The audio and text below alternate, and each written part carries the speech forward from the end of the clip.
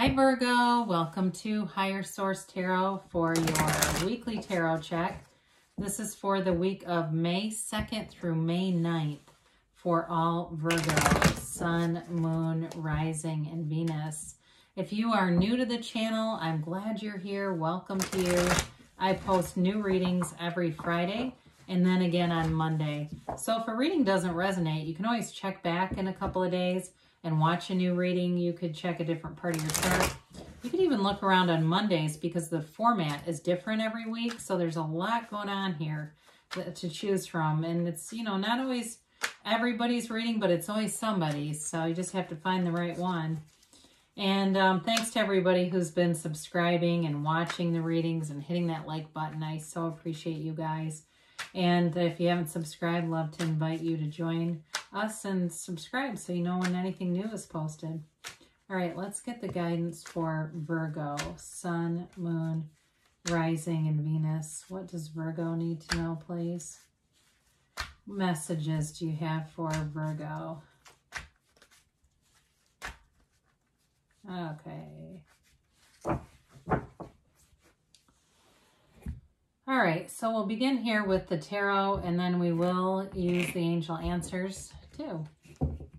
So we start off here with the King of Pentacles, the Six of Wands, the Ace of Swords, the Fool, the Death card, interesting, the Hierophant, the Queen of Wands, and the World. Very powerful, incredibly powerful energy here for you guys, Virgo.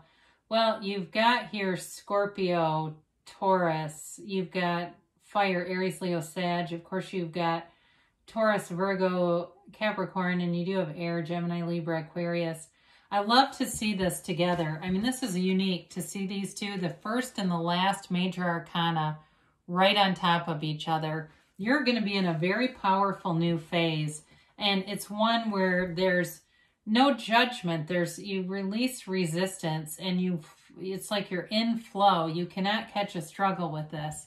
So money looks good, and it feels like for those of you that are getting a new job, you'll be really happy about it. But I do feel like it's the more prominent energy is just being really recognized in whatever you're doing. So if you own a business, you're making money, you're getting new customers, you're getting more attention.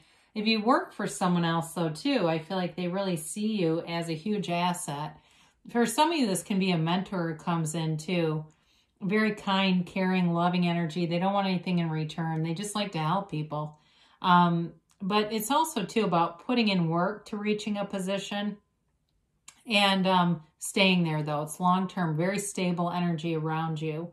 So for you, if you're attracting this person too, they may be in some kind of business or management or even own their own business, something like that. But I do feel like the person is a leader. Whoever you're attracting wants a long-term commitment here too, by the way. This is not in and out kinds of energy. They're very attracted to you. With the Six of Wands, you're you're leading a parade here. Come on. It's a card of victory and success.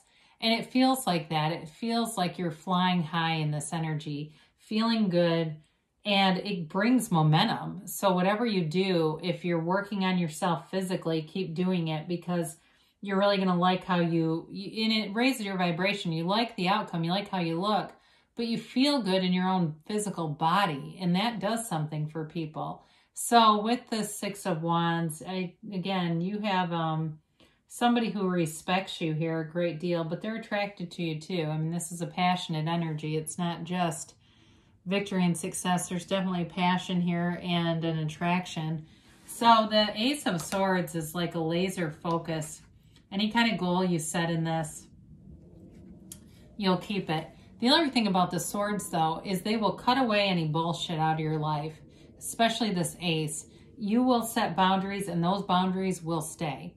It is a card of examining your life, knowing what to do, and not second-guessing it at all. So if there's somebody that needs to be cut out, they will. You do have the Death card here, too. So if there's something that you've been wanting to cut out, maybe it's not a person and it's some habit that you've developed, but you'll do it because this is the kind of energy where you'll commit to it. It's long-term focus. So this is a great energy to start something new. So if you've had something nagging at you like you've wanted to quit smoking or something or whatever, you know, here's where you start, right here. This is where you begin. And so if you're beginning some kind of challenge too, you'll stay with it with this energy. But it's great communication. So in a commitment too, it's being very clear, both parties being very clear about what they want, not being afraid to say it either. Not being, not holding back anything. There's no holding back in this reading.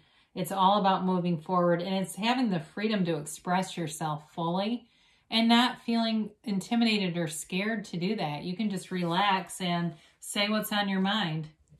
So the Fool shows up when there's a big transition happening. It's called the beginner's mind, and it's because it's completely open to all experiences. In a relationship, it may feel like two teenagers being in love, you know, that exciting feeling, and you just want to be with this person.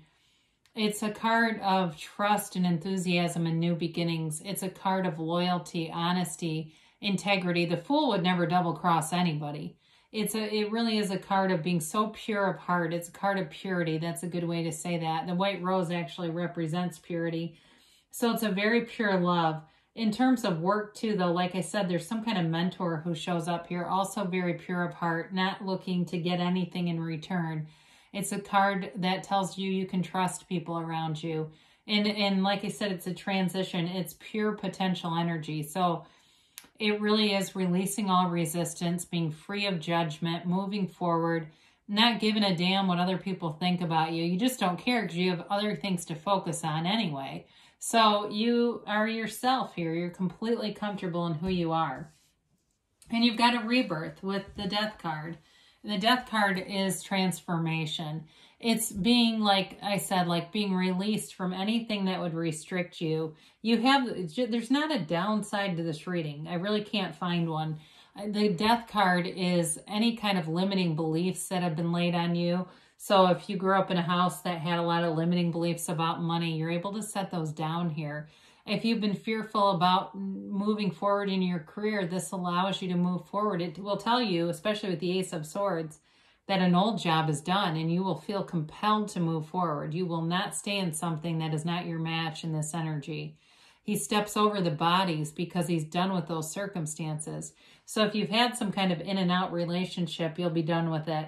And so, but there's something better here, okay? This is moving past the wreckage of the past and moving forward into the sunlight of the spirit. So the Hierophant is a wedding officiant. It's also higher education. It's also learning new things. And especially with the beginner's mind, the Fool here, this is a great card to have because you're completely open to learning new skills. So some of you, if you're thinking about going back to school, this is the time to do it because you'll have the focus and the resources and the attitude that will carry you. But with this, it's a partner who is a wonderful partner. So is the King of Pentacles for you. But it's somebody who can make a commitment and, you know, has this, they've got a moral compass. This isn't somebody you have to question or second guess. He also holds the keys to the kingdom down at his feet here, the keys to the universe. And the gray pillars represent wisdom and insight. So it's a very mature energy in a relationship. It's a very, even though there's sort of there is a really fun aspect about it. In terms of the commitment and love, there's maturity here. So it's not a fickle energy at all. So it's definitely an energy too. He holds up his hand and says, be still and know. And so it's just a card of reassurance for you that everything is always working out for you, Virgo. There's nothing that you can't have, do, or be. There really is nothing out of your own reach. And so the Queen of Wands helps you to go forward, but it also really makes a relationship passionate. I mean, this is, you know, it's like, you've got, sorry, I'm stammering here. I wasn't going to say this, but I am going to say it. So you notice how her legs are apart? That's supposed to indicate her zest for coital meetings, okay? It really is a passionate card. Now, it can also be, though, passion in terms of that Ace of Swords, really getting committed to something and being so driven to attain it. She is successful in whatever she does, and so you'll be successful in this energy. Again, though, she's somebody who's surrounded by loyal people. loyal companions along the way, good friends are around you. So there's nothing to question here. There's no energies that say you have to protect yourself from anyone. And of course, then you have Nirvana. Everyone loves the world. It is self-mastery. She's the dancer of the tarot. She dances in the wreath of victory. And it's a new phase that offers beauty, enlightenment, success. It's also traveling and seeing the world, and especially with the Fool being here. I feel like somebody's going to go around the world for a year. It's like one of those kind of energies where they just travel. And maybe you start a travel vlog, I don't know, or a blog or something. But with the energy of the world, it is prosperity, it's abundance, it's love, it's everything positive. There's nothing, again, there's nothing about this card that can be negative. It's a new phase that brings you joy. It's joy in your heart. So let's see what the angels have to say here for Virgo, please.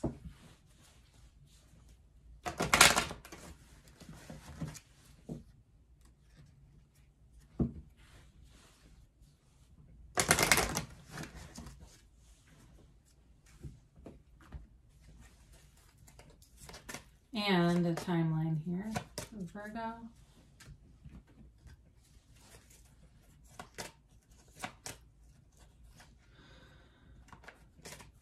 All right, so we have here big happy changes, okay? So great things are on the way. There's no doubt about it. You've got a rebirth here. Communicate clearly, and with the Ace of Swords, you're doing it. The universe always hears you. So we want to be clear because the universe always responds. And so it's really the secret is in the feeling. So trust that it's already yours. Trust that there's, again, everything is within your reach. There's nothing off limits to you, Virgo. And you've got in the near future. So things are definitely moving forward for you. And you've got don't stop, okay? You're on the right path here. So keep going, and great things are happening. I love you, Virgo, and I'll be back again soon.